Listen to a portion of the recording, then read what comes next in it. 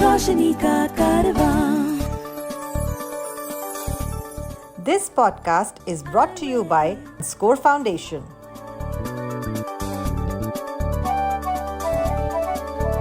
ये है रोशनी, रोशनी, रोशनी का कारवां. रोशनी.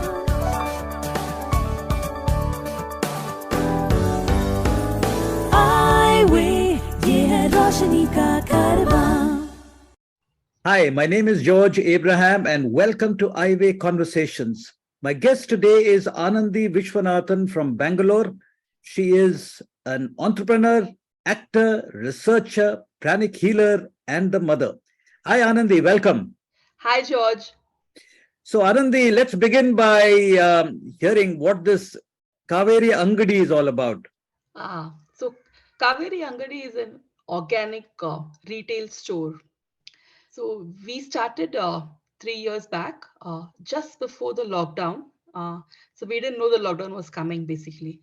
So we started at that time, and the idea was that, my husband and I, Venkatesh and I, we noticed that we started moving towards organic products. We were using organic products for our daily consumption, and we noticed that there were no organic stores nearby, and we thought, we were getting our things from multiple places, and then we thought it would be such a good thing for people if we could get these things in a nearby location where everything can be accessed from a single point. So Right.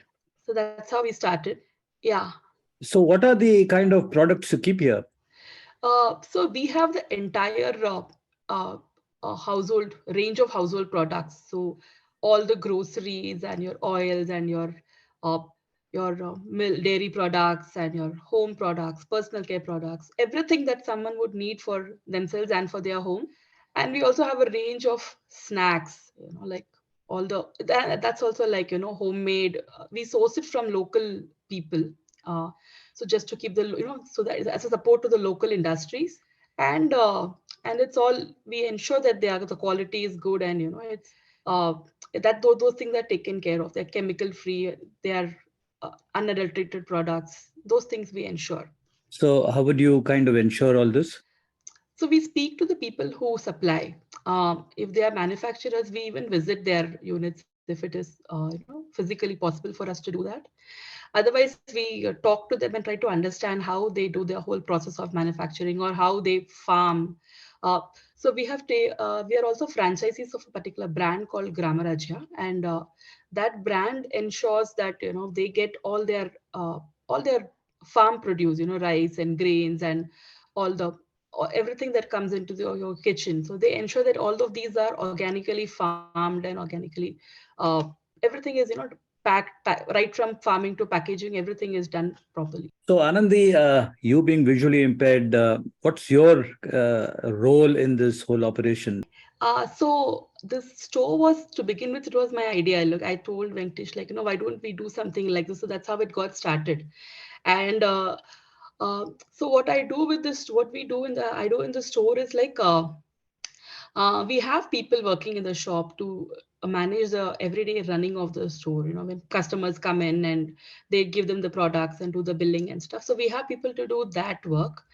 But right from talking to them, training them how to speak to the customers, telling them what is their day-to-day work, setting them in routine, and then sometimes vendor communication, running the accounts, managing being a part of the decision making team, the ideating for the next development, all these things. I'm a part of all these things. If you know of anyone with vision impairment who needs guidance on living life with blindness, please share the Eyeway National Toll-Free Helpline number 1800-5320-469. The number is 1800-5320-469. So, Anandi, you also have had an interest in theatre, and you call it the playback theatre. Can you tell us a little bit about what this playback theatre is and what is your stake in it? Playback theatre is a form of an improvisational, interactive kind of a theater. It's been around since 1975. It was started in the US. So this form of a theater is like where, as I said, it's improvisation interactive. So we speak to the audience. So there is no story or a script when we start the play. It's basically we listen to the stories from the audience members, and it's their personal stories. And after listening to them, the actors, we play it back to them, like, on the spot we perform their stories back to them. So that's the playback theater. And I'm one of the actors. I'm a part of a theater company called First Drop, and so I've been with them for about 3 years now. So First Drop has been around for quite some time. So ours was a team which was like their online team. We started during the lockdown, so we connected from different parts of the country. And this team is also special because most of us are with people with disabilities. And so we started rehearsing, learning online, and we have been having online performances for almost 2 3 years now.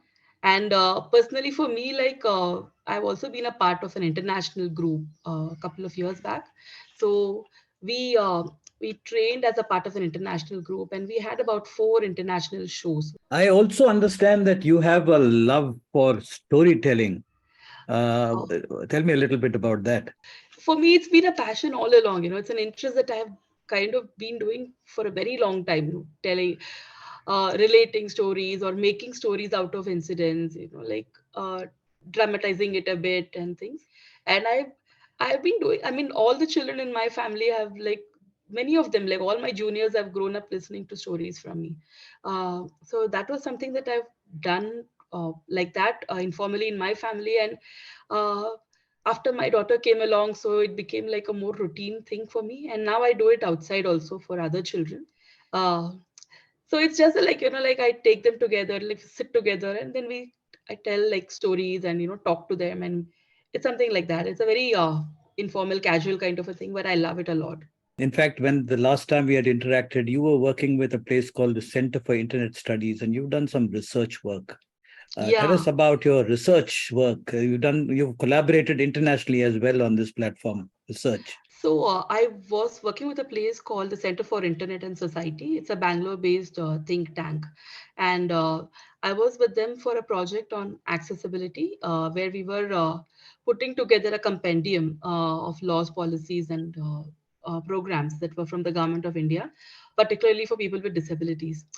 And the other one that you're talking about is the project with the University of Michigan. So I reached out to one of their professors about, I had a project idea, like I wanted to do some accessibility research on mobile phones. And that's when the visually impaired community was switching over from using those keypad, those feature phones, to Yeah, smartphones. yeah. So there was a lot of doubt and confusion and, fear and so many things in everybody's minds, because many were unwilling to switch because, there was a fear about how we would be able to use the smart technology. And at the same time, there was a compulsion because the feature phones were no longer available. So it was like a forced shift. It wasn't like we had the choice to say yes or no about it. And we wrote about 3 papers in international papers and presented them in international symposiums. You've also had an innings in public relations. That's where I began my career, so as to say. I was in Bombay back then. I grew up in Bombay. So, Yeah. yeah, so I wanted to, I mean, I always wanted to work, and I don't wanted to, I didn't want to let blindness kind of stop me. So I felt that I had this thing in me. I felt I was a good communicator, and somehow I felt I would fit into that profession. Whom did you work for, Anandi? Yeah. So I worked for a company called Genesis Bus in Mastella. Oh, yeah. That's quite a Yeah. well-known place. Yeah. Yeah. So the good thing, the very happy thing for me was that they selected me for my meritocracy, as they called it. They did not select. It was not like it was not like just taking a person with disability. Not like that. It was like they felt I had it in me to do it, and I was always treated well there. Like I got the projects, and I never felt like a disabled person as long as I was in that organization. You've also mentioned that you have a great interest in reading. So, Yes. the time you were growing up and the initial part of your careers, I'm sure reading would have been a bit of a challenge. So I I'm a bookworm, if you if that's a good term to use. Yeah, Uh, if I would start a book, I wouldn't go away until I finished it. right. That's how I used to read. So earlier in my life, when I was able to read directly from a book, that's how it used to be. And I would read anything. Like I'm interested in almost all the subjects, you could say. Like, at least I want to know what the book says. It's more or less like that. Yeah. So whatever books were there in my parents' homes, like it was both English and Tamil. So I've read all the books that were at home. At the time when I lost my sight, that was very difficult because that used to be my oxygen. At that time, my family was very loving and very, I mean, they're still loving. They used to spend time for me, like reading out stuff, reading books to me, because they could feel that, like I really wanted to read. So whenever they would have time, they would read out books to me. So in fact, my brother and I read Harry Potter that way. He read out the entire Harry Potter series to me. Right. Uh, so that was a good time we had. And we also, like, I mean, that's how it was for me. And then later on, I got introduced to screen readers. And once I got access to screen readers, and then it was like good, because I had again the whole world of reading opened up to me again. You are also kind of qualified, or you're passionate about pranic healing. Hmm. How did you get involved with pranic healing, and what? Tell us a little bit about the pranic healing you do. Okay. So my dad got introduced to pranic healing first from our family. Yeah. We were school-going children then, and Yeah. I don't know if you've heard of pranic healing before, but it's a energy-based healing science which uses the energies in our own bodies to heal us.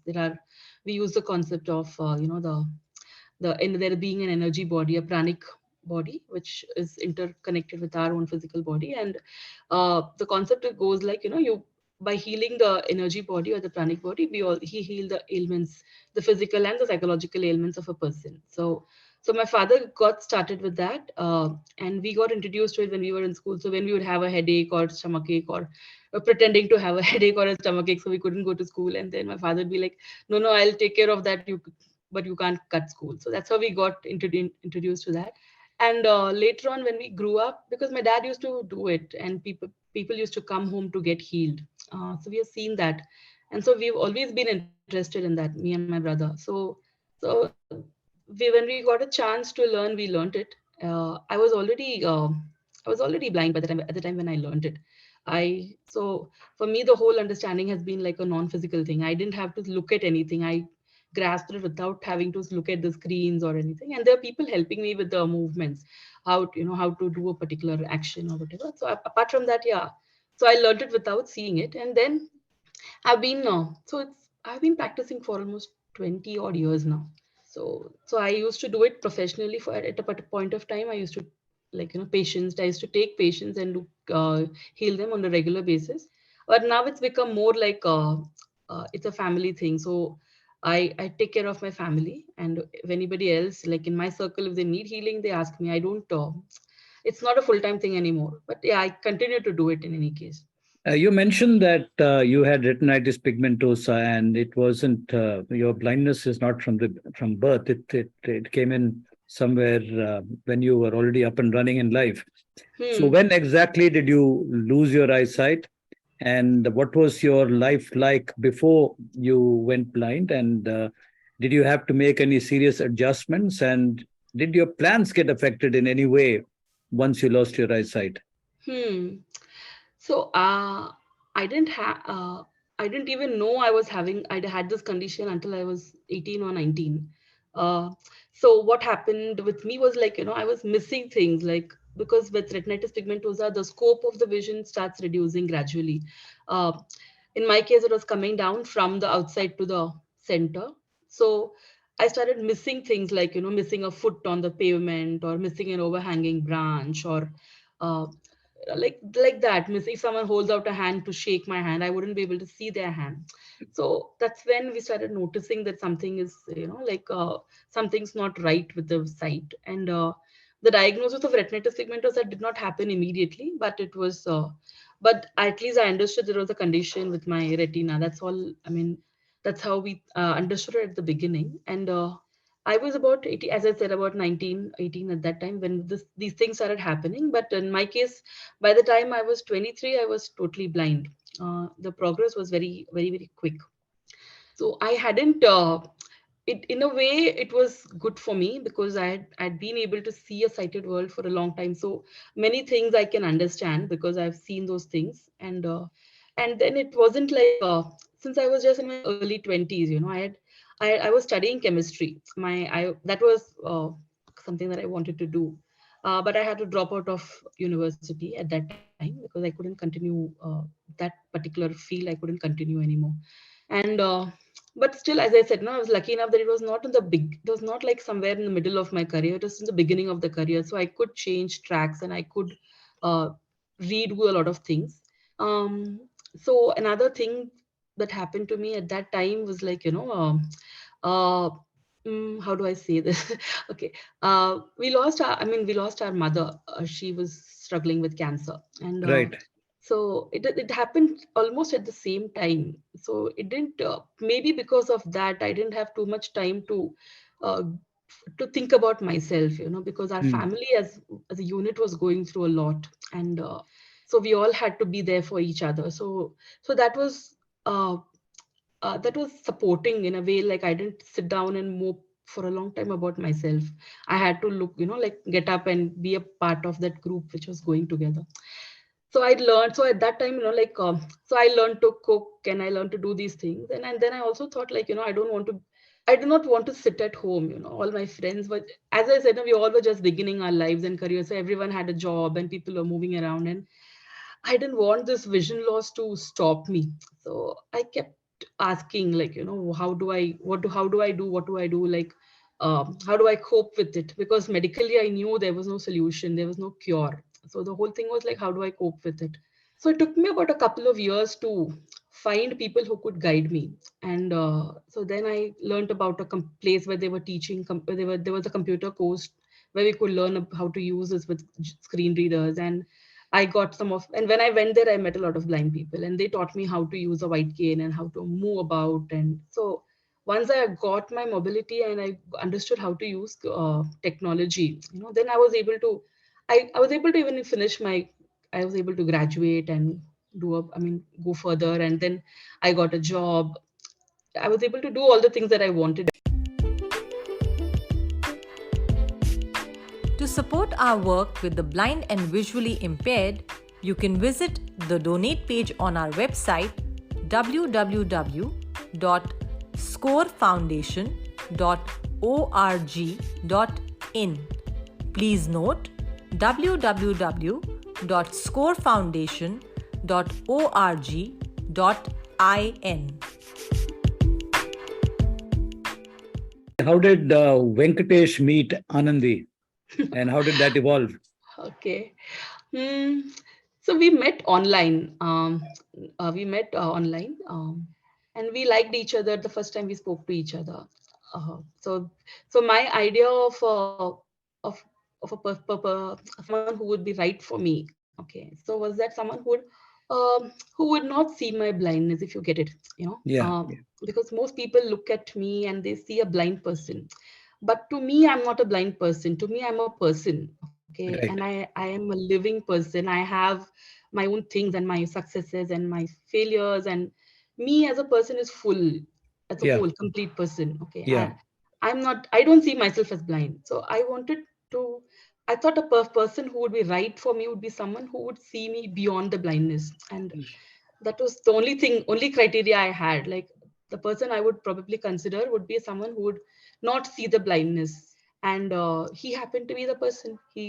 When I told him, I hope you're aware that I can't see. And he said, yeah, that's on the outside, but on the inside, I'm sure you're a full person. So how does the outside matter so much? And so I was like, yeah, this guy understands me. He knows what I think.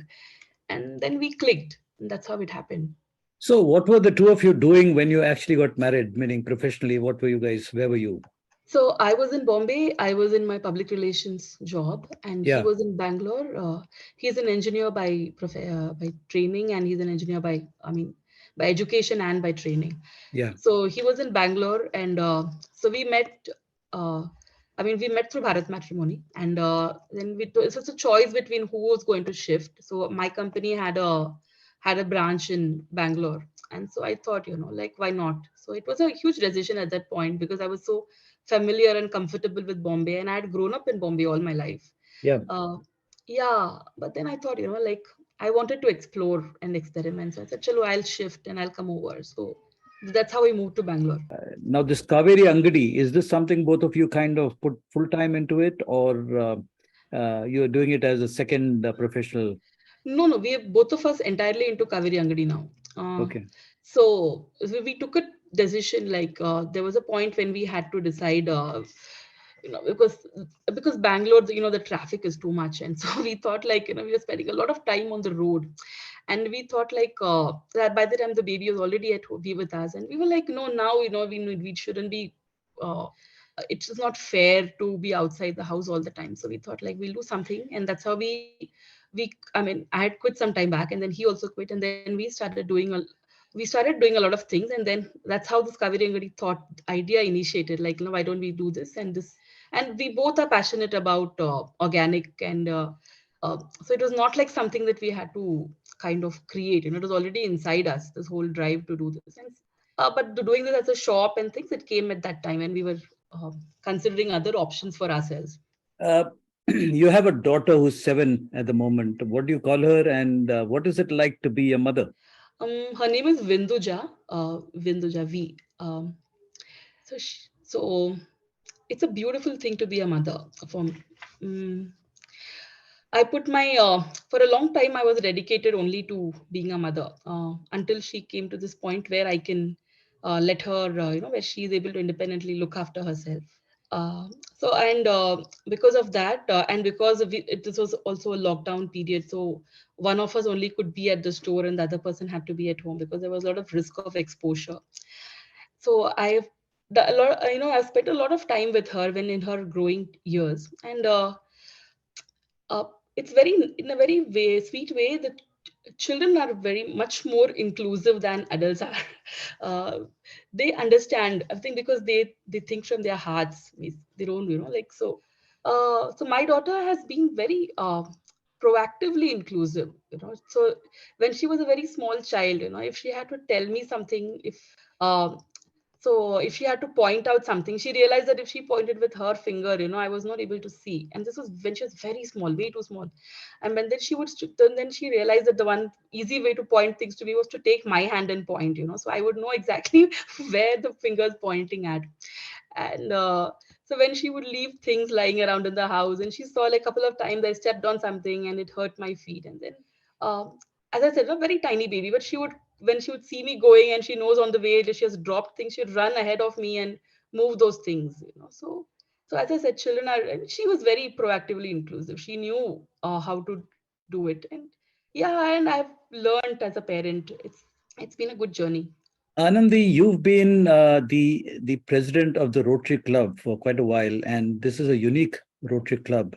Hmm. Uh, why don't you talk about it? Okay, so Rotary Bangalore Abilities, it's a club which was started in Bangalore. We call it District 3190 in Rotary. So this is the first club in the whole world where people with disabilities came together to start a club. Mm. It probably in 2018, I think. Right. Huh. So, so this club, like, so we don't have a condition where it's only exclusively people with disabilities. It's an open club, but still majorly the people have a disabilities. Most people have a disability. So I was the president of the club for the year 2019-20. So in Rotary, it's like, it's a 1 year presidentship. So that was my year of presidentship, and we did a lot of projects around people with disabilities. And because this is a club which had many people with disabilities, so we had a lot of collaboration, uh, between districts and within our own district, where people came together and collaborated with us, different Rotary clubs, to organize projects around people with disabilities. And what are some of the projects that you collaborated on? Um, so we do this project. It's a flagship project where we award. It's a disability award. We call it the Unsung Hero Award. We do it on the day of International Day of Persons with Disabilities. Yeah. So we recognize talent, people with disabilities, who are professionally, who are professional achievers, okay, Right. and who have not been felicitated elsewhere. So it's a nationwide thing. We invite applications, and we have been doing this every year, I think, since our inception. And every year to year, the project has just become bigger with more and more collaborations, more and more money coming in. And initially, it was just within the state of Karnataka, but now we do it across India. So this is one major project we do.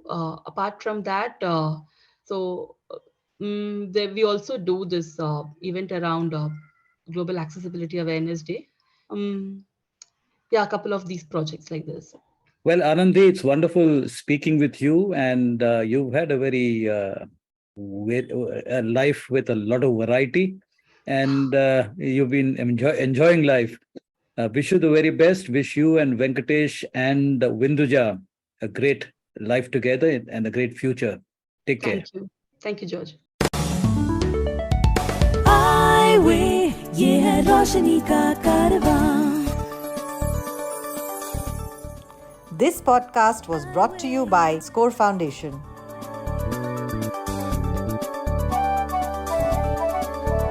ये है रोशनी, रोशनी, रोशनी का कारवां. रोशनी.